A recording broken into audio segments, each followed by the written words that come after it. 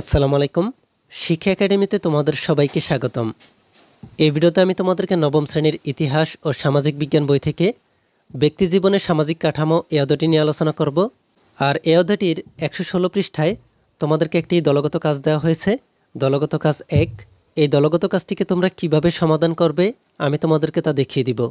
আমরা এখানে প্রথমে দেখে নিই তোমাদেরকে এই অধ্যায়টির লেখাগুলোতে কি বলা হচ্ছে। তোমরা এখানে দেখতে পাচ্ছ তোমাদের এই অধ্যায়টির নাম হচ্ছে ব্যক্তিজীবনের সামাজিক কাঠামো। এরপরে এই লেখাগুলোতে তোমাদেরকে বলা হচ্ছে এই শিখন অভিজ্ঞতায় আমরা প্রথমে দুটি কেস স্টাডি পাঠ করব। আমরা কেস স্টাডিতে প্রদত্ত পরিস্থিতি বিশ্লেষণ করে ব্যক্তির কাজ বা সিদ্ধান্তের যৌক্তিকতা নির্ধারণ করব। এরকম পরিস্থিতিতে নিজেকে কল্পনা করব এবং সেই পরিস্থিতিতে আমাদের সিদ্ধান্ত কেমন হবে তা নির্ণয় করব। আমরা বিভিন্ন উৎসের সহায়তায় স্থানীয় প্রেক্ষাপটে বিভিন্ন সামাজিক বিষয় বিশ্লেষণ করব। সামাজিক বিষয়গুলো সামাজিক কাঠামোকে কিভাবে প্রভাবিত করে তা নির্ণয় করব।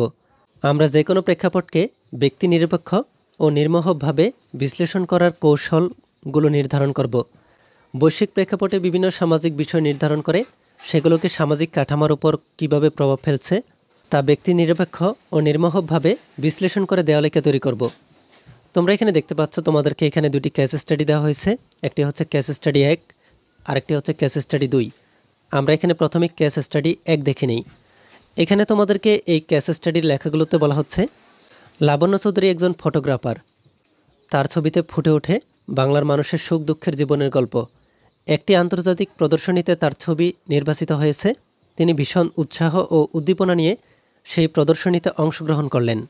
প্রথম দিন প্রদর্শনীতে বিভিন্ন দেশের ছবি দেখে তিনি বুঝলেন সবাই তার নিজের দেশের ভালো দিকগুলো তুলে ধরছে, শুধু তিনি বাংলাদেশের মানুষের দরিদ্র, দুঃখ, হতাশাকে তুলে ধরেছেন। তার উপলব্ধি হলো বহির্বিশ্বের মানুষের কাছে নিজ দেশের খারাপ চিত্র দেখানো ঠিক হচ্ছে না। তাই সে প্রদর্শনীর কর্তৃপক্ষের কাছে একটি চিঠি লিখে আবেদন করলেন ছবিগুলো তুলে নেওয়ার জন্য। কর্তৃপক্ষ চিঠি পেয়ে তাকে জানালো তার একটি ছবি ইতিমধ্যেই পুরস্কারের জন্য মনোনীত হয়েছে। সেই সঙ্গে তিনি বেশ ভালো অঙ্কের সম্মানই পাবেন। কিন্তু তিনি যদি ছবিগুলো প্রদর্শনী থেকে তুলে নেন এই পুরস্কার ও সম্মানই পাবেন না। এরপরে পরবর্তী পৃষ্ঠায় লাবণ্য চিন্তা করে দেখলেন এই টাকাটাও ভীষণ প্রয়োজন। তার একটি সংগঠন আছে যারা দরিদ্র মেধাবীদের পড়াশোনার খরচের ব্যবস্থা করে। গত কয়েক মাস তাদের সংগঠন প্রয়োজনীয় টাকা সংগ্রহ করতে পারেনি। লাবণ্য চৌধুরী সিদ্ধান্ত নিলেন পুরস্কার ও সম্মানীটা নিয়ে নেবেন। এরপরে আমরা দেখে নিই কেস স্টাডি 2 এর গল্পটি। কেস স্টাডি 2 এর লেখাগুলোতে বলা হচ্ছে ফজলুর রহমান পেশায় একজন চিকিৎসক। বাসায় বৃদ্ধ মায়ের অবস্থা খুব ভালো নয়।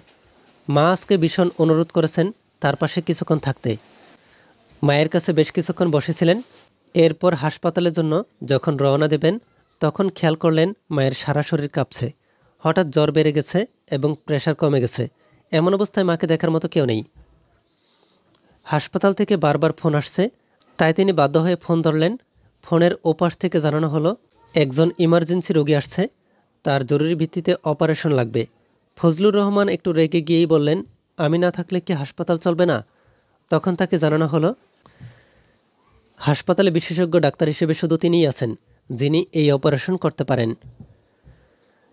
তিনি মায়ের দিকে তাকিয়ে সিদ্ধান্ত নিলেন আজকে যা হবার হোক, মাকে একা ফেলে তিনি কোথাও যাবেন না।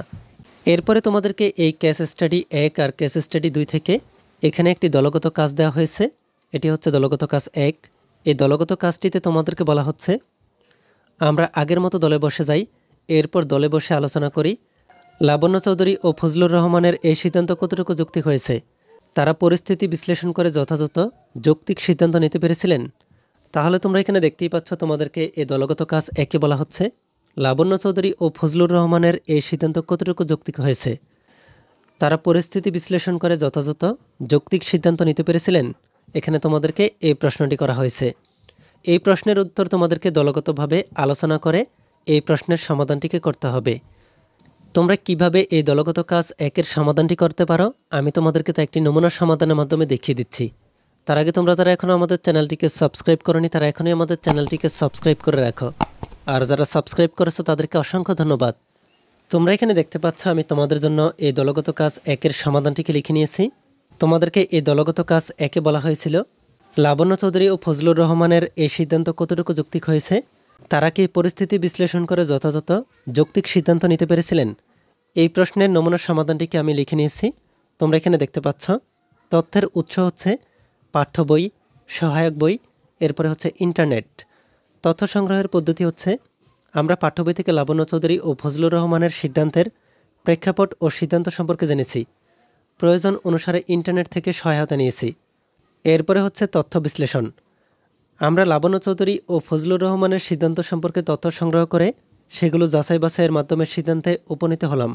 লাবণ্য চৌধুরীর সিদ্ধান্ত যৌক্তিক ছিল, কারণ ফটোগ্রাফার লাবণ্য চৌধুরী তার ছবিতে বাংলার মানুষের সুখ দুঃখের জীবনের গল্প তুলে ধরেন। ছবিটি আন্তর্জাতিক প্রদর্শনীতে নির্বাচিত হয়ে পুরস্কারের জন্য মনোনীত হয়। পুরস্কারপ্রাপ্ত টাকা তিনি দরিদ্র মেধাবীদের পড়াশোনার কাজে ব্যয় করবেন বলে সিদ্ধান্ত নেন। বাংলাদেশ একটি উন্নয়নশীল দেশ। এদেশের অধিকাংশ মানুষই নিম্নবিত্ত পরিবারের অভিভাবকরা তাদের সন্তান মেধাবী হওয়া সত্ত্বেও পড়াশোনার খরচ চালিয়ে যেতে পারেন না। ফলে দরিদ্র মেধাবী শিক্ষার্থীরা মাঝপথেই ঝরে পড়ে। বর্তমানে এসব শিক্ষার্থীর পড়াশোনার খরচ দেওয়ার জন্য বিভিন্ন সংগঠন কাজ করেন। লাবণ্য চৌধুরী তেমনই একটি সংগঠন পরিচালনা করেন এবং পুরস্কারের টাকা তিনি সেখানে খরচ করবেন বলে মনে করেন। তাই বলা যায় লাবণ্য চৌধুরী পরিস্থিতি বিবেচনায় যৌক্তিক সিদ্ধান্ত নিতে পেরেছিলেন। ফজলুর রহমানের সিদ্ধান্ত যৌক্তিক ছিল না, কারণ ফজলুর রহমান পেশায় একজন চিকিৎসক। হাসপাতাল ইমার্জেন্সি অপারেশনের রোগী আসা সত্ত্বেও তিনি তার অসুস্থ মায়ের পাশে থেকেছেন এবং হাসপাতালে যাননি। চিকিৎসা মানুষের অন্যতম মৌলিক অধিকার। আদর্শ ডাক্তাররা চিকিৎসার মৌলিক অধিকার পূরণে মানব সমাজে প্রধান ভূমিকা পালন করেন এবং তাদের হাত ধরেই মানবতা যুগ যুগ ধরে বেঁচে থাকে। একজন রোগীর জীবন নির্ভর করে চিকিৎসকের সুষ্ঠু চিকিৎসার মাধ্যমে। সময়মতো রোগীকে সঠিক চিকিৎসা প্রদান করাই একজন চিকিৎসকের প্রথম ও প্রধান দায়িত্ব। চিকিৎসক আমাদের সমাজের প্রথম সারির একজন সেবক। ফজলুর রহমান তার অসুস্থ মায়ের পাশে থাকতে গিয়ে হাসপাতালে তার জরুরি ভিত্তিতে অপারেশনের রোগীর সেবা করতে যাননি। নিজের দায়িত্ব ও কর্তব্যের প্রতি অবহেলার কারণে রোগীর মৃত্যু পর্যন্ত হতে পারে। তাই বলা যায় পরিস্থিতি বিবেচনায় ফজলুর রহমানের যৌক্তিক সিদ্ধান্ত নিতে পারেননি।